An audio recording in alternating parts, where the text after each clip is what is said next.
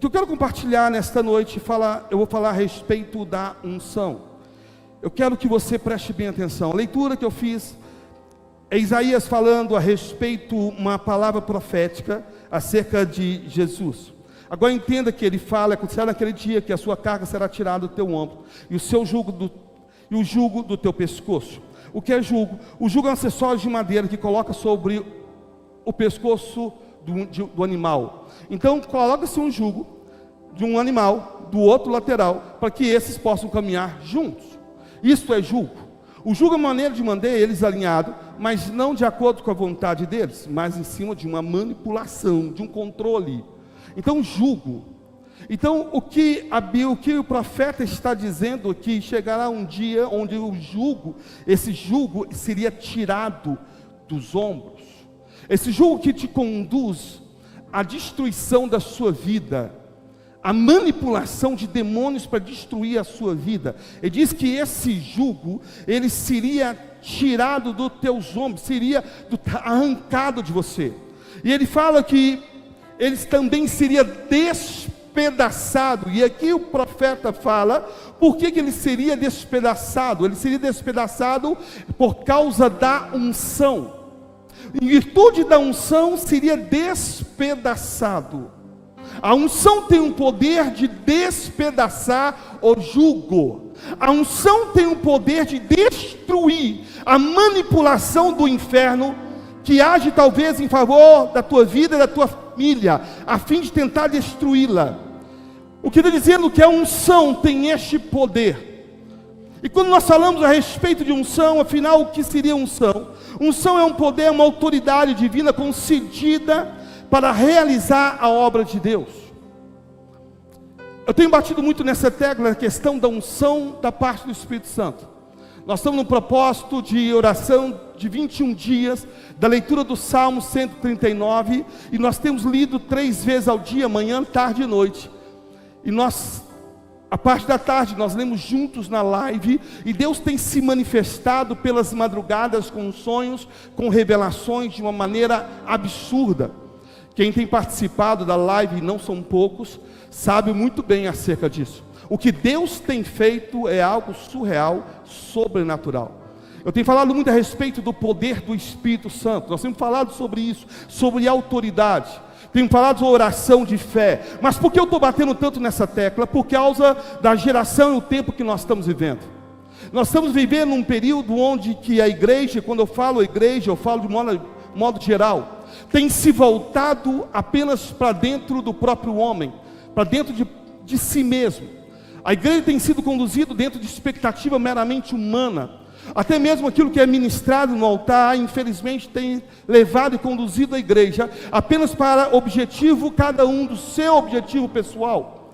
E isso tem, de uma certa forma, tem anulado aquilo que traz mudança na vida das pessoas, que é a unção, que é a presença do Espírito Santo de Deus. A presença é tudo que nós precisamos. A presença é tudo que nós necessitamos. Eu conversava com o Patrick anteontem, acho que foi ontem ou anteontem, eu falava com ele, olha, é muito legal, a gente pode fazer isso para os adolescentes, pode fazer aquilo para os jovens, tudo isso é legal, tudo isso é válido, mas nada consegue substituir do que a presença de Deus. O que muda a vida de um jovem, o que muda a vida de um adolescente, não é talvez um passeio, isso aqui tudo é válido, mas a presença do Espírito Santo, esta cura, restaura, liberta, é a presença do Espírito Santo. Nada substitui. Tudo que você ocupar, legal, é válido, mas não é o bastante para mudar a vida de ninguém. E eu tenho visto claramente que nós estamos caminhando a passos largos, onde que as pessoas estarão desesperadas por uma igreja que seja cheia da presença do Espírito Santo. Nós estamos caminhando passos largos, porque o discurso que se dá hoje é: não, na nossa igreja temos sala VIP, não, na nossa igreja tem uma área reservada para os voluntários, onde nós temos suco de graça, nós temos café com chantilly, nós temos um lugar, estacionamento exclusivo para quem dá o dízimo acima de 20 mil reais, nós temos uma área específica para quem é conhecedor, para quem é talvez do marketing multinível, nós temos uma área reservada para quem é influenciador, influenciador digital. A questão é, nós precisamos de uma área onde o Espírito Santo se manifesta, onde Ele é real, onde é presente, porque o que muda é a presença de Deus. Se o Espírito Santo não estiver aqui, podemos ter a melhor estrutura, mas não irá passar este momento apenas um momento de encontro de amigos. Mas se o Espírito Santo estiver aqui, será uma noite de cura, de milagre, de restauração, de libertação.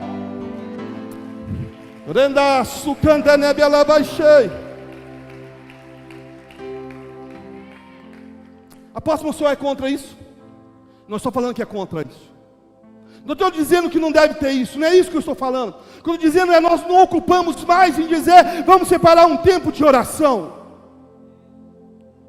Vamos separar um tempo de consagração. Vamos separar um tempo de jejum, porque é isso que muda. É isso que atrai. A glória de Deus que tem que atrair. É a glória de Deus no batismo, quando acontece a descida do Espírito Santo, no dia de Pentecoste, a glória encheu aquele lugar. Vidas e mais vidas que ali estavam, confessaram Jesus como seu Senhor e seu Salvador. E o Senhor ia acrescentando dia após dia os que iam sendo salvos. Uma igreja cheia do poder do Espírito Santo é uma igreja que atrai. Quem está entendendo isso?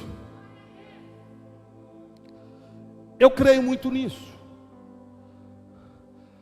Apóstolo, mas o senhor é muito ultrapassado. Posso ser. O Senhor tem que entender que não é assim que funciona mais. Tudo bem. Mas para mim, o que me atrai, o que me faz caminhar há tantos anos na presença do Senhor, sem me afastá-lo da presença dEle. Quantas pessoas que eu vi ao longo da minha caminhada de chegar e sair, chegar e sair, chegar e sair. Se tem algo que eu posso dizer aqui que tem mantido de pé até o dia de hoje, que não tem me feito afastar da presença dEle, que tem me permitido continuar pregando no altar e servindo a tua casa. Preste atenção uma coisa, é a presença dEle. É apenas a presença dEle. Ah não, apóstolo, é isso e aquilo. Eu não dependo da igreja. Financeiramente não dependo de um centavo da igreja. A questão, o que me faz estar aqui no altar, é a presença dEle. A presença dEle. É da presença dEle que eu não quero me afastar. É da presença dEle que eu não quero deixar. É a presença dEle que tem me mantido de pé. É a presença dEle que eu preciso todos os dias. Quem está entendendo isso? Deus está falando nesta noite.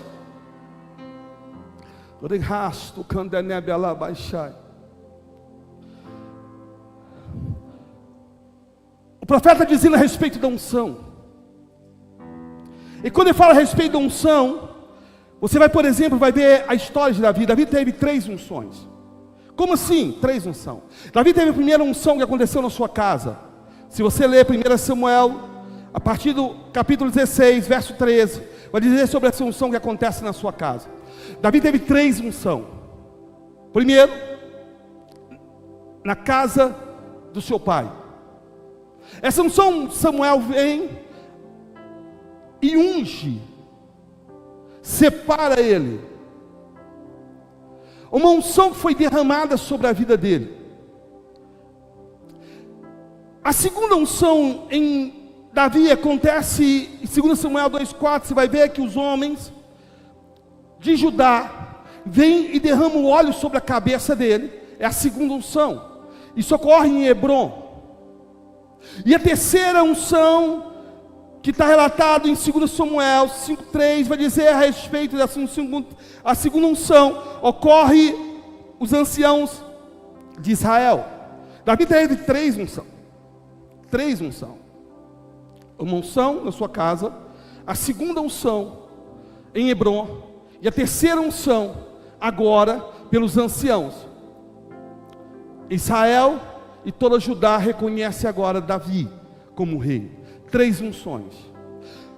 E de fato, quando você vai ver essa questão das 3 unções, todos nós, e aí eu quero nesta noite compartilhar com a igreja. Eu tive compartilhando essa parte dessa mensagem na quarta-feira uma palavra que Deus me deu. Essa palavra, na quarta-feira, no fechamento de Emaús, lá em Nova Contagem. Porque Deus já estava ministrando minha vida durante toda a semana a respeito dessa palavra. A questão das 3 unções. A primeira unção, se você olhar a questão da separação, a primeira unção, ela vai acontecer, a chamada unção do leproso. E isso você vai entender em Levítico 14, verso 1.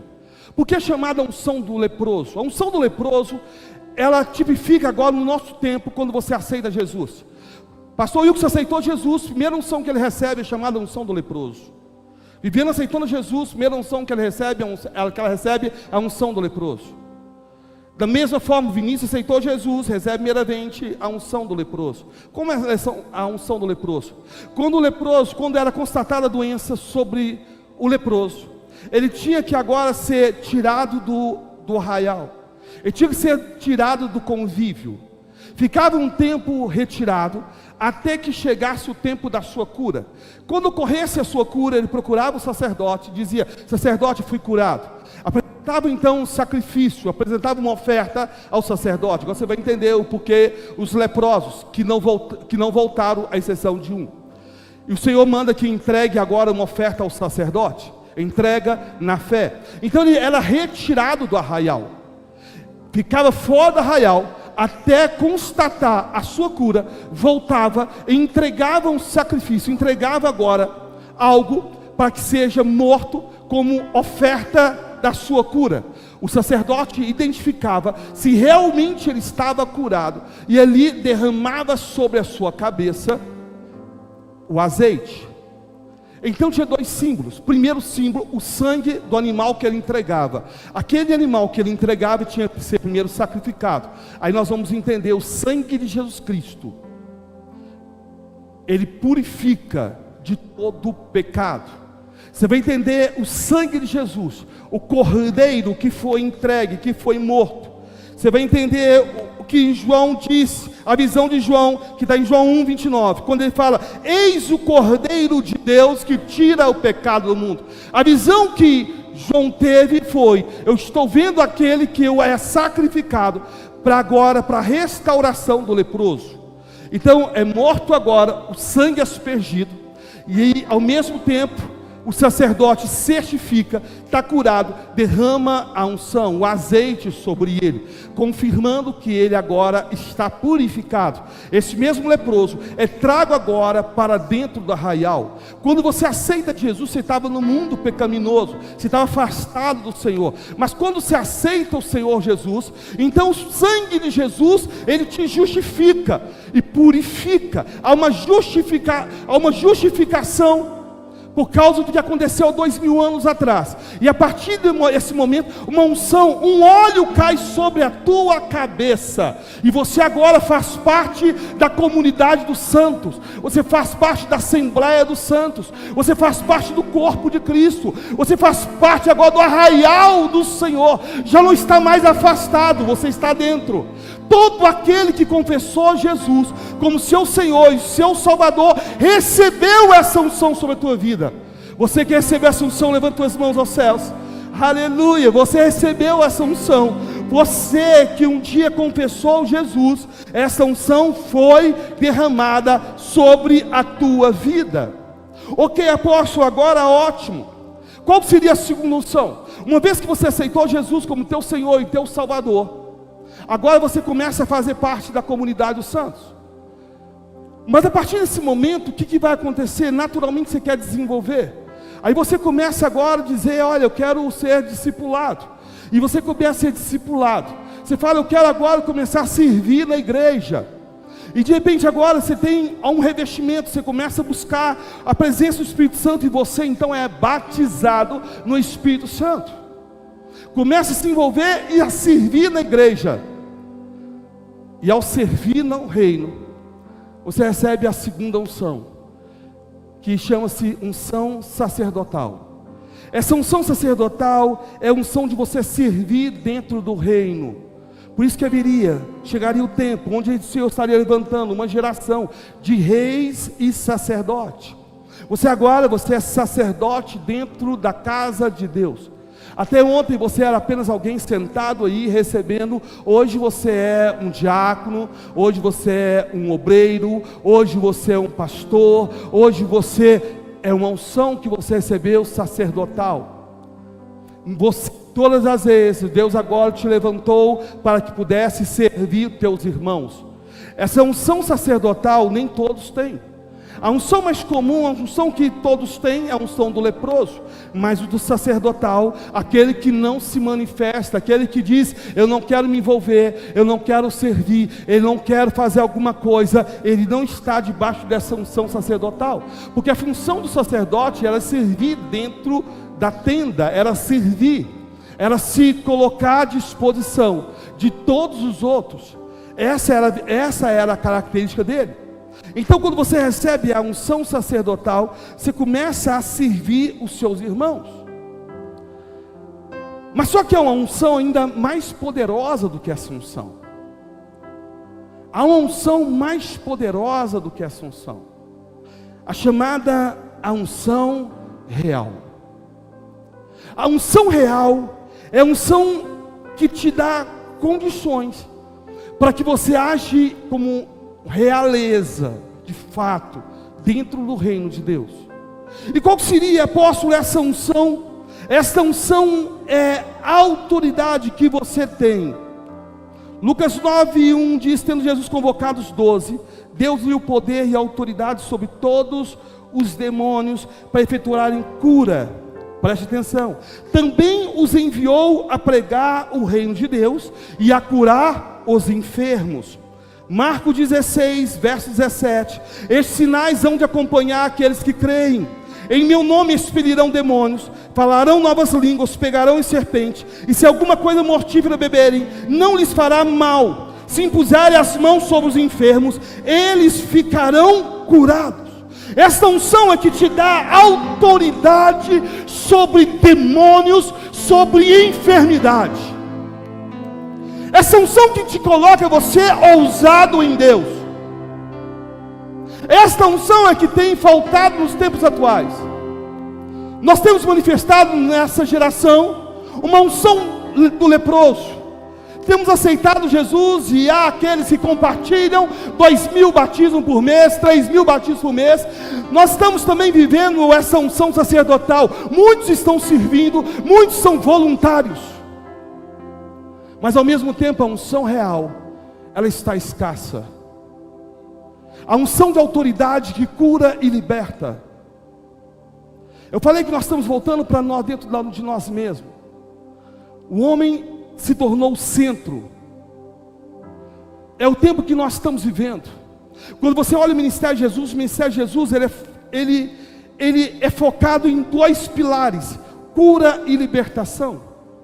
Alguns começam a discutir: não precisa disso, nós vamos para a intimidade com Jesus, nós vamos adorar, vamos orar, ok, tudo isso é bonito, tudo isso é romântico, isso é legal, mas cadê aquilo que o Senhor ordenou que fizesse? Esses sinais seguirão aqueles que creem. Qual sinal que tem te seguido? O que tem acontecido através da tua vida? O que tem ocorrido através da tua vida? Eu creio muito numa igreja que é extremamente poderosa, cheia da unção do Espírito Santo. Uma igreja onde o Senhor usa de uma forma poderosa, de maneira que demônios têm que sair. Sabe, eu compartilhava na sexta-feira, tempo atrás, no início de 2024, a gente estava em oração ao meu dia, orando, por muitas vezes eu terminava a oração, eu sentia muito cansaço, a pastora sabe disso, eu compartilhava isso com ela, sentindo cansaço. Essa semana, desde a segunda-feira, Deus começava a mostrar para mim em visão. Nós estamos no propósito, como eu disse, do Salmo 109, Deus tem descortinado. E no meio da oração, Deus começava a mostrar coisas. E na sexta-feira eu fiquei tão feliz, eu compartilhava com todos que ali estavam, porque no momento da oração, nós estávamos em oração, Deus mostrava claramente a visão, um monte de pessoas do meu lado, orando juntamente comigo. E o Espírito Santo falava: você já não está mais só, há um exército do seu lado, orando e guerreando. Você está comigo nessa fé? Você pode dar salve para Jesus? Uou! Aleluia! Eu vejo isso, eu vejo um tempo que Deus está levantando homens e mulheres cheios da unção. Eu creio que Deus está levantando e vai levantar crianças cheios da unção do Espírito Santo.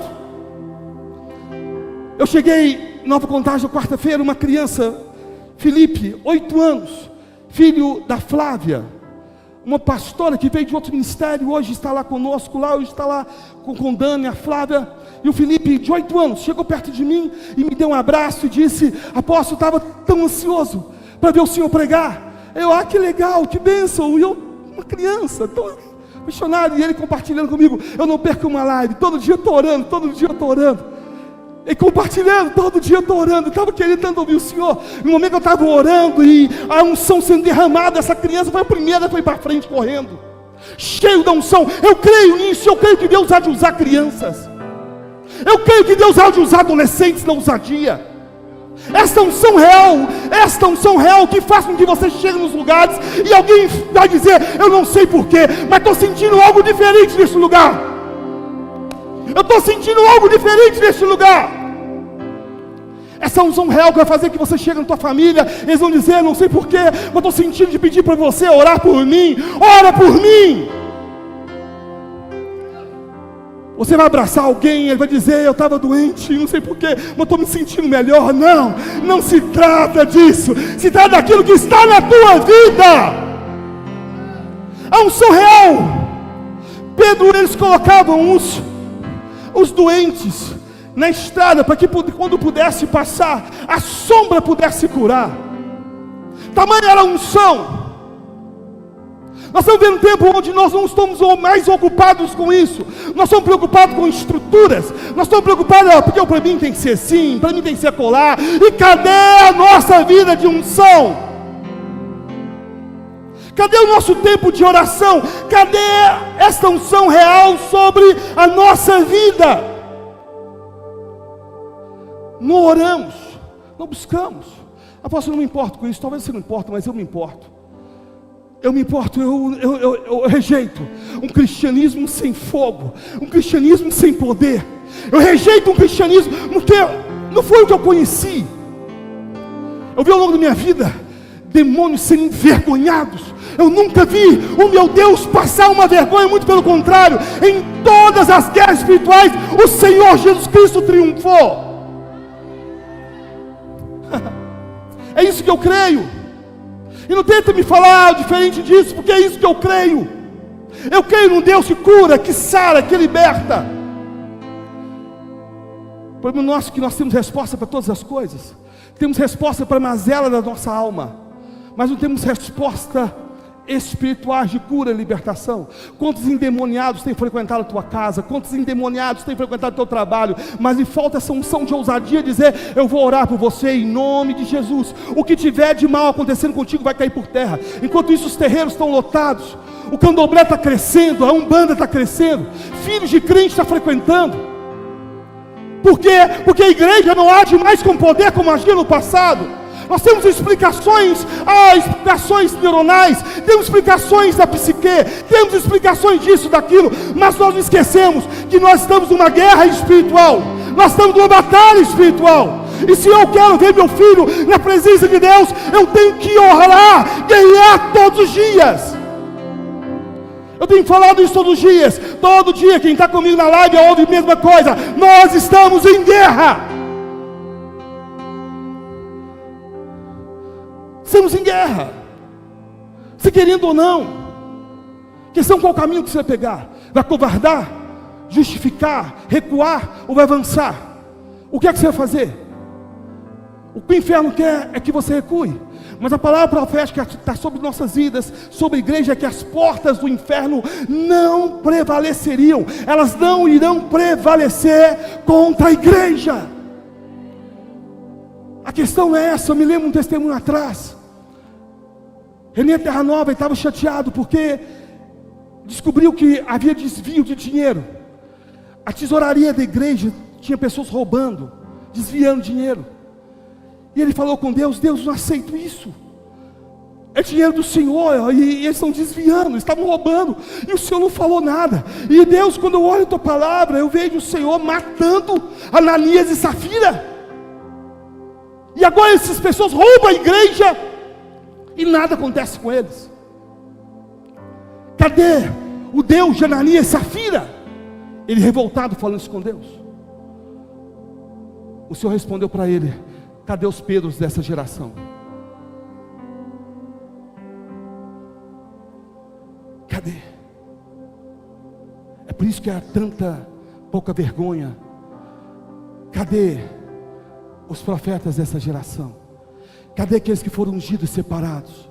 Estão preocupados com as suas demandas da sua alma, estão ocupados com as coisas do mundo, esqueceu o seu chamado.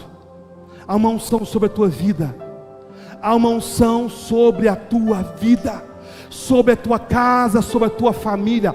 Talvez você está desesperado, tem pessoas batendo porta em porta, atrás de alguém que possa revelar alguma coisa, alguém que possa fazer alguma coisa, e o Senhor está te falando: há uma unção real que eu quero derramar sobre a tua vida. O problema é que nós às vezes não estamos preparados.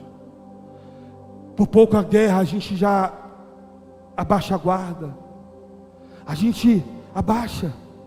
Eu falava sobre as 3 guerras que nós enfrentamos todos os dias: a guerra que você enfrenta no seu trabalho, a guerra que você enfrenta na sua família, a guerra que você enfrenta na igreja. O nosso problema é que há mais pessoas fora, que um dia já estiveram na igreja, há mais pessoas fora do que congregando, para vergonha nossa. Por quê? Porque iludimos com ministrações, e na primeira guerra abandonou, na primeira batalha abandonou. Não aprenderam, que vieram para a igreja com a ilusão que aqui vai ter um monte de irmãos que vão torcer por elas. Se iludiram, porque descobriram que também a igreja tem pessoas invejosas, tem pessoas mau caráter, tem pessoas que falam demais. Descobriram que na igreja nem todo mundo é o santo como ela imaginava, e quando vem a decepção ela afasta. Quando vem a frustração com o líder, quando vem a frustração com as pessoas, se afastam, porque alguém iludiu. Alguém não disse: ei, igreja é o lugar onde Jezabel coloca todos os dias seu ninho. Se tem ninho e ovinhos de Jezabel, é dentro de igreja. Que enquanto o pastor está ministrando, os ovinhos de Jezabel são semeados ao término do culto, ao longo da sua casa, durante a semana, nas visitas nos lares. Ovinhos são lançados, e que foge dos olhos do pastor. Pessoas mau caráter. E aí ela descobre isso e fala: não quero mais saber da igreja, estou decepcionado, estou decepcionado. Esqueceu aquele que resgatou, aquele que pagou um preço, aquele que tirou quando ele ainda era leproso, quando ele ainda estava afastado, e trouxe ele e disse: eu estou trazendo você para o convívio, para que agora você também ajude os teus irmãos. Entenda uma coisa: você está agora na guerra, você está na batalha, acorda. Quem está entendendo isso nessa noite? E aí nós não sabemos lidar com as decepções. Jesus em tudo foi tentado, em tudo foi experimentado. Aqui o parte final, eu quero que vocês gravem bem isso, para que a unção real seja derramada sobre a tua vida, e você não venha perder nunca mais. O que nos faz afastar e perder a unção real está justamente na falta de relacionamento com o Senhor. Se receber a primeira unção do leproso é aceitar Jesus, na segunda unção, para que você possa receber, é servir dentro da casa, é servir o reino. Na terceira unção, o que requer é a intimidade. Requer o que, gente? Intimidade. E qual é o problema? Nós não queremos intimidade, nós não queremos pagar o preço da intimidade. A gente começa a ter bem, mas paramos no meio do caminho, desistimos ao longo do caminho. É a intimidade diária. Eu não quero que você perca isso, e você tem que ouvir verdades. Jesus em tudo foi experimentado, em tudo Jesus foi provado, em tudo, inclusive na própria traição dos relacionamentos. Há quem diga que fala, eu já disse isso aqui em outras oportunidades. Há quem diga que fala, Pedro foi o melhor amigo. E eu falava isso com reunião dos obreiros. Alguns falam, dizer, não, Pedro foi melhor, Pedro era o melhor amigo de Jesus. Era o que Jesus mais confiou. Não, Pedro foi a pessoa que de fato Jesus confiou. E entregou a ele uma liderança.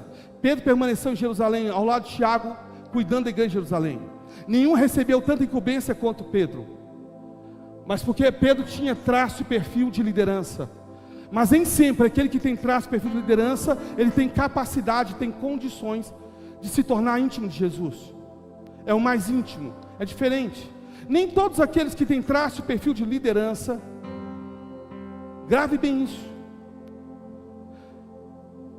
Talvez não seja a pessoa mais próxima do apóstolo, seja mais próxima dos pastores. Não se trata de eu levantar e ungir aqueles que são meus amigos. Não se trata de eu consagrar aqueles que mais perto de mim. E aí que entra uma linha tênue do líder. Porque o líder não pode misturar relacionamentos. Jesus tinha seus discípulos. Mas o melhor, o que realmente a Bíblia chama de amigo ali, não era discípulo. Você vai ver que aquele que morreu e ressuscitou depois de 4 dias, Lázaro era seu amigo, mas não era discípulo. E às vezes as pessoas misturam. Ah, porque meu amigo quer que seja meu discipulador. Quantas pessoas que a gente viu quebrando a cara aqui na ceia, porque misturou uma coisa com a outra. Ah, porque eu sou muito amigo dele, eu quero que ele me discipula. Uma coisa é amizade, outra coisa é discipulado. Mistura as coisas. Jesus tinha Lázaro como amigo. Eu posso pegar meus discípulos transformar em meus amigos, mas não posso pegar meus amigos e transformá-los nos discípulos. Não é assim que funciona. Apóstolo, mas o senhor tem discípulos que são seus irmãos? São. Pastor Wilkerson, pastor Hudson, meus irmãos, discípulos. Pergunta ao pastor Wilkerson que dia eu fui na casa dele. O último dia eu fui na casa dele. Pergunta ao pastor Hudson que dia eu fui na casa dele. Ou você está achando que todo dia estou lá batendo na porta, tomando um cafezinho? Pergunta, se é assim agora? Não, sempre fui assim. Então eles sempre me viram como uma liderança dentro de casa. Sempre me viram como uma liderança dentro de casa. É diferente. É diferente. Pergunta se você tem liberdade de falar determinadas coisas. Que ele sabe que eu não vou agradar. Eu não vou gostar. Pergunta para o pastor Hudson. E aí que está a questão de você não saber separar as coisas. E Jesus depois sim, tornar-se amigo depois, é diferente. São os amigos. Os meus discípulos são amigos.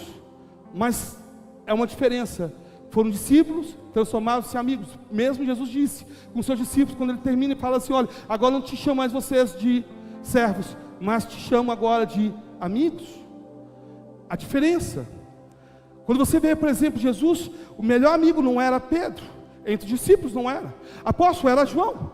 João se autodenominou como o discípulo que Jesus mais amava. Mas quem diz isso é o próprio João. Lucas não é mencionado isso. Mateus não menciona. Nenhum dos evangelhos, outros evangelhos não menciona isso. O chamado evangelho, todos os evangelhos chamados sinóticos, o básico, por exemplo, que é Marcos, não menciona isso. É João que diz e fala, eu sou o mais chegado. Eu sou o íntimo. A verdade, quando você vai para a Sagrada Escritura, você vai ver quem é o amigo íntimo. Olha o que diz em Salmo 41, verso 9. Até o meu amigo íntimo, em quem eu confiava, que comia do meu pão, levantou contra mim o calcanhar. Até o meu amigo íntimo, em quem eu confiava, que comia do meu pão, levantou contra mim o calcanhar. Apóstolo, mas quem está dizendo isso aqui, Davi está dizendo, mas não se trata de Jesus, quem diz que não se trata, e não se trata de Jesus e de Judas, porque você está querendo dizer que aquele que se levantou contra Jesus, está falando que é Judas, o amigo íntimo de Jesus é Judas, sim, é Judas. Vamos lá então, para a Sagrada Escritura, para ficar nas minhas palavras, João 13, 18, Jesus dizendo, não fala a respeito de todos vós, pois eu conheço aqueles que escolhi, eu conheço. Preste atenção, é antes para que se cumpra a Escritura, aquele que come do meu pão, levantou contra mim o seu calcanhar. A palavra profética é revelada a ele. A questão é quem, e Davi já havia visto sobre isso, o meu amigo íntimo.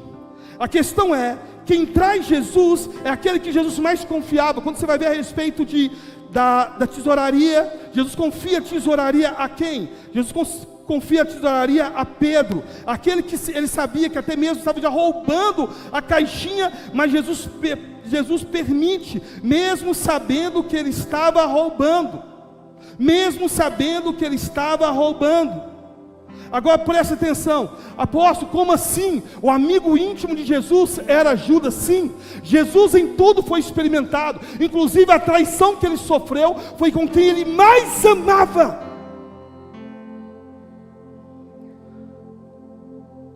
Apóstolo, Jesus separou Judas, mas Jesus sabia que Judas iria trair? Não sabia.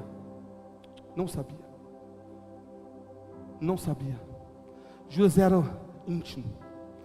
Não, apóstolo, sabia? Não sabia. Então vamos para a Bíblia, vamos lá, João capítulo 13, vamos então, se realmente, a revelação que ele fala sobre a leitura do pão é antes, ele ainda não sabia. Quando você está lendo agora em João 13, verso 21, vai dizer, dita essas coisas, preste atenção, ele está falando sobre o que vai acontecer, o cumprimento da palavra. Eu falei com vocês, no 18 já fala sobre isso. Ele está falando que iria acontecer. Agora, dito essas coisas, angustiou-se Jesus. Jesus sente uma angústia na sua alma, porque a revelação agora ela brota. Angustiou-se Jesus em espírito e afirmou: em verdade vos digo, que um dentre vós me trairá. Ele sabe que daquele ente que estava entre ele, um seria o traidor. Quando ele fala o cumprimento, ele sabia que um iria trair. Então os discípulos olharam uns para os outros, sem saber a quem ele se referia. E ora, ali estava conchegado a Jesus um de seus discípulos, a quem ele amava. Quem fala isso é o próprio João. A esse fez Simão Pedro sinal, dizendo: pergunta a quem ele se refere. Então aquele discípulo, reclinando sobre o peito de Jesus, perguntou: Senhor, quem é? Respondeu Jesus: é aquele a quem eu der o pedaço de pão molhado. Tomou, pois, um pedaço de pão e, tendo molhado, deu a Judas, filho de Simão Iscariote. E após o bocado, imediatamente entrou nele Satanás. No momento que ele estava ali sentado, o espírito angustia. Ele fala: está chegando o momento, agora eu sei quem vai trair. O seu coração está agora dilacerado, arrebentado. Imagina você caminhar com alguém durante tantos anos, alguém que você confia, e saber a traição, saber o engano dessa pessoa a respeito de você. Imagina você confiar cegamente em alguém e saber que essa pessoa se levantou contra você, se levantou contra a sua família. E mais, é alguém que come na sua mesa, que frequenta a sua casa. Jesus angustia o seu coração, já é sabedor de quem se trata. Ele não conversa, não dialoga. Ele pega agora o pão, ele fala: a quem eu entregar. Em outra versão vai dizer: é aquele que come juntamente comigo. Judas leva a mão juntamente com Jesus. Quem faz isso, ele tem liberdade, intimidade, comer junto, o mesmo pedaço. Cada um levava a mão e pegava o seu pedaço. Cada um levava a mão, arrancava aquilo que queria comer. Jesus pega, ao invés de comer, Jesus agora entrega. Tamanho a intimidade. Jesus entrega naquele momento. Sim, a Bíblia fala que Satanás entra dentro de Judas. Naquele momento que Satanás entra em Judas, Judas fica de pé e Jesus fala com ele: o que tiver de fazer, faça logo. Eu fico tentando entender isso, pastora Kênia. O que passou na cabeça de Jesus ali?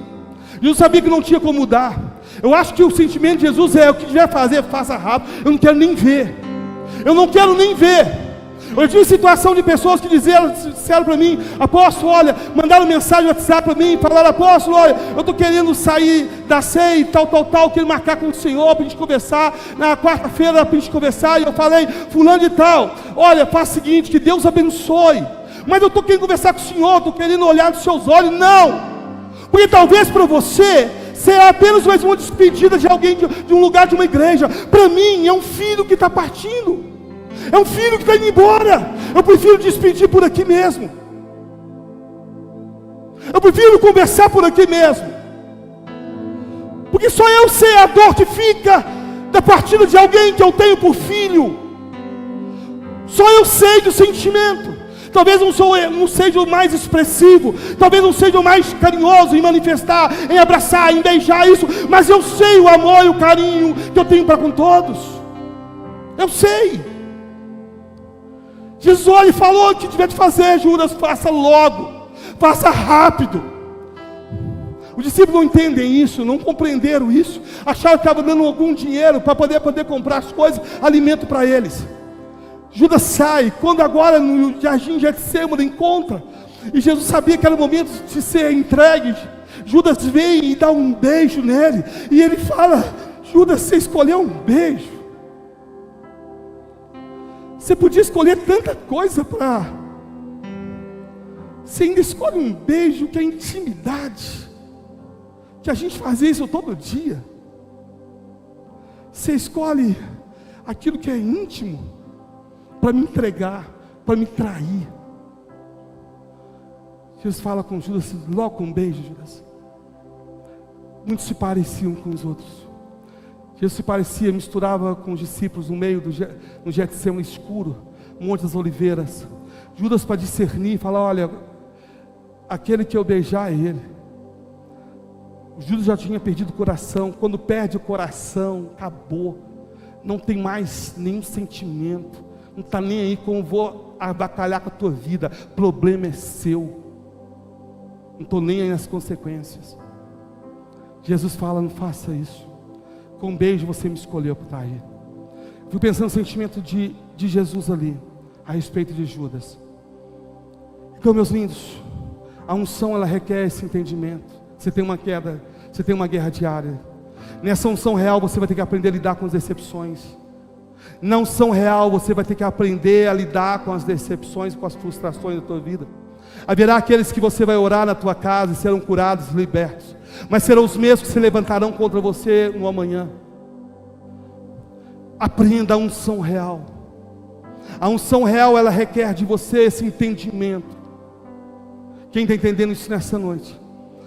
O que eu vou fazer, apóstolo? Você vai buscar essa unção real em intimidade com o Espírito Santo, porque tem um mundo lá fora desesperado para que os filhos de Deus se manifestem. O mundo lá fora precisa que os filhos de Deus se manifestem.